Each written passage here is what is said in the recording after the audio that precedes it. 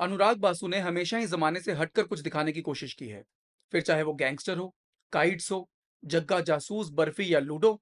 And that's why I have always appreciated his work. 18 साल पहले उन्होंने बनाई थी लाइफ इन अ मेट्रो, जो उस समय के हिसाब से काफी बोल्ड एक्सपेरिमेंट थी। चार कपल्स, उनकी प्रॉब्लम्स, एक्स्ट्रा मैरिटल फेयर्स, सड़कों पर गाता प्रीतम और उसका बैंड, जो उस समय के हिसाब से काफी डिफरेंट था। अब उसकी 18 सालों के बाद आई है मेट्रो इन दिनों, जिसका टेम्पलेट मोर और लेस सेम है। चार कपल्स, उनकी problems, struggles, extra marital affairs, सड़कों बिल्डिंगों पर गाता प्रीतम और उसका बैंड। पर क्या मेट्रो इन दिनों इतना इंपैक्ट छोड़ती है जितना लाइफ इन अ मेट्रो ने छोड़ा था? इसी के बारे में बात करेंगे आज के इस वीडियो में। मेरा नाम है विनीत किंगर और आप देख रहे हो फिल्मी फालूदा।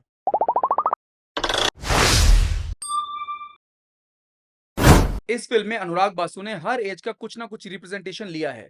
स्कूल जाती एक 15 साल की बच्ची जो अपनी सेक्सुअलिटी को लेकर कंफ्यूज्ड है, फिर एक अनमैरिड कपल जो साथ है या नहीं है पता नहीं, एक just married type of couple जो शादी के बाद अपनी जिंदगी शुरू कर रहे हैं, एक मिडिल एज कपल जिनकी शादी को कई साल हो चुके हैं और उनके दो बच्चे हैं और अब वो एक दूसरे से बोर हो चुके हैं, एंड लास्ट में एक ओल्ड कपल जो अपनी जिंदगी कई हद तक जी चुके हैं। तो अगर आप 14-15 साल से ऊपर हैं तो इनमें से किसी न किसी कहानी से कहीं ना कहीं रिलेट जरूर करेंगे। अब उन कहानियों को लेकर कई बातें हैं जो मैं करना चाहता हूं, बट अभी नहीं कर सकता क्योंकि स्पॉयलर्स नहीं देना चाहता। ओटीटी पे आने का वेट करते हैं, एक वीडियो उसके बाद बनाऊंगा उस सब के लिए।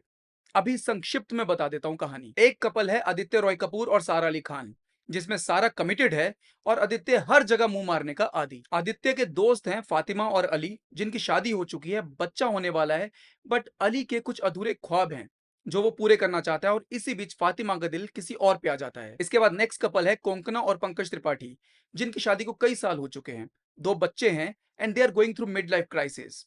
ऐसे में पंकज त्रिपाठी कोशिश करते हैं कहीं और मुंह मारने की, बट अनफॉर्चुनेटली पकड़े जाते हैं। चौथी कहानी है अनुपम खेर जी और नीना गुप्ता जी की।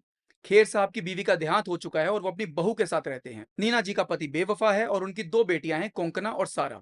इनकी लाइफ में अपनी प्रॉब्लम्स चल रही हैं। अब मूवी देखेंगे तो आपको पता चलेगा कि अंत में कौन कौन कैसे कैसे मिलता और बिछड़ता है। इन सब के अलावा एक छोटी बच्ची है ऑलमोस्ट 15 साल की, जिसका एक अलग ट्रैक चलता रहता है मूवी में, जिसमें वो अपनी सेक्सुअलिटी को लेकर कंफ्यूज्ड है। अच्छा एक बात बताओ, ऐसा सिर्फ मुझे ही लगता है या आपको भी ऐसा लगता है कि आजकल हर मूवी में एक क्लीशे सा हो गया है कि ऐसा एक ना एक कैरेक्टर तो दिखाना ही है?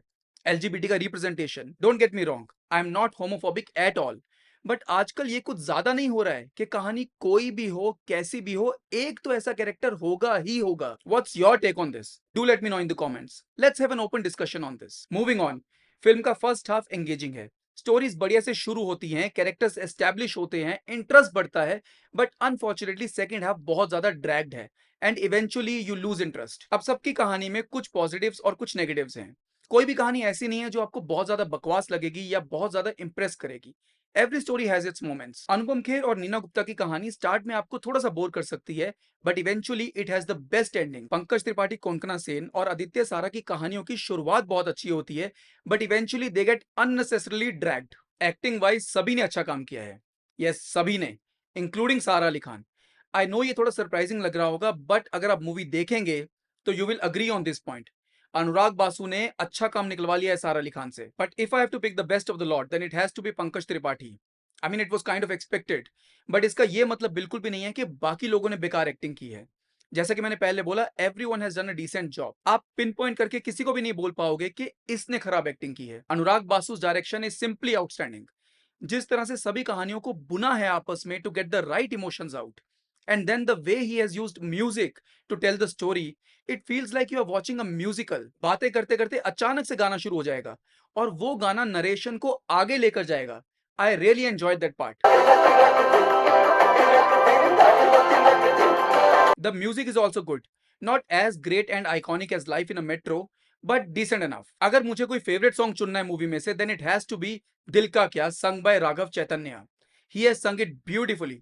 आपका कौन सा फेवरेट सॉन्ग है? कमेंट्स में बताओ। अब आते हैं फाइनल वर्डिक्ट पे। तो देखो, मेट्रो इन दिनों is a decent movie. First half engaging है, एक्टिंग बढ़िया है, डायरेक्शन भी बहुत अच्छी है, बट कुछ कमियां भी हैं। सेकंड हाफ ड्रैग्ड है, स्टोरीज पूरी तरह से बांध के नहीं रखती हैं और लाउड म्यूजिक कहीं ना कहीं आपको इरिटेट कर सकता है। और अगर आपने लाइफ इन अ मेट्रो देखी है और आप उससे इसका कंपैरिजन करेंगे तो उसके मुकाबले में ये आपको बहुत कमजोर लगेगी। Life in a metro was ahead of its time, बहुत कुछ नया और रिफ्रेशिंग था उसमें। बट मेट्रो इन दिनों की स्टोरी थोड़ी आउटडेटेड लगती है। हर कपल की कहानी आपको ऐसे लगेगी कि ये कहीं ना कहीं देखी और सुनी हुई है। म्यूजिक भी अगर कंपेयर करें तो लाइफ इन अ मेट्रो के आसपास भी नहीं है इस फिल्म का music. There is no comparison at all. इन दिनों दिल मेरा एक ऐसा गाना है जो मैं आज भी घंटों तक रिपीट पे सुन सकता हूँ। इन्हीं सब बातों को ध्यान में रखते हुए मैं देता हूँ इस मूवी को 3 out of 5 stars. It's a decent one time watch. आज के लिए बस इतना ही। अगर वीडियो पसंद आया तो इसे लाइक करो, शेयर करो और चैनल को सब्सक्राइब करो। मिलते हैं अगले वीडियो में।